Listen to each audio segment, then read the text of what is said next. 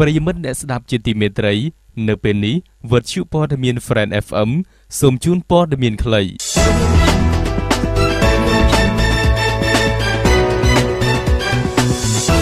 ជំរាបជូនព័ត៌មានខ្លីដោយជុនរ៉ាមី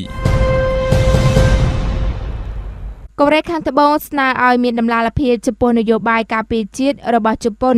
ប្រទេសកូរ៉េខាងត្បូងនៅថ្ងៃប្រហ័សទី14ខែឧសភា2015នេះបានលើកឡើងពីការជំទាស់របស់ខ្លួនសារជាថ្មីថាកិច្ចពិភាក្សានានារបស់ជប៉ុនស្ដីអំពីនយោបាយការពារជាតិរបស់ខ្លួននោះត្រូវបានអនុវត្តដោយយោងទៅតាមរដ្ឋធម្មនុញ្ញបែបសន្តិភាពនិយមនិងផ្ដល់មកវិញនូវស្ថិរភាពនិងសន្តិភាពនៅក្នុងតំបន់ទាំងមូលព័ត៌មានជប៉ុនកូដូបានចេញផ្សាយដោយលើកឡើងពីសម្ដីរបស់អ្នកនាំពាក្យក្រសួងការបរទេសកូរ៉េខាងត្បូងលោកណូខ្វាំងអ៊ីលថ្លែងនៅថ្ងៃប្រហ័សនេះថាដោយដែលយើងបានលើកឡើងដដែលជាដដែលហើយកិច្ចពិភាក្សាទាំងឡាយនោះត្រូវតែរៀបចំឡើងដោយយោងទៅលើដួងព្រលឹងនៃរដ្ឋធម្មនុញ្ញបែបសន្ធិនិយមហើយវាគួរតែត្រូវបានផ្ដល់មកវិញដោយផ្ទាល់នៅសន្តិភាពនិងស្ថិរភាពនៅក្នុងតំបន់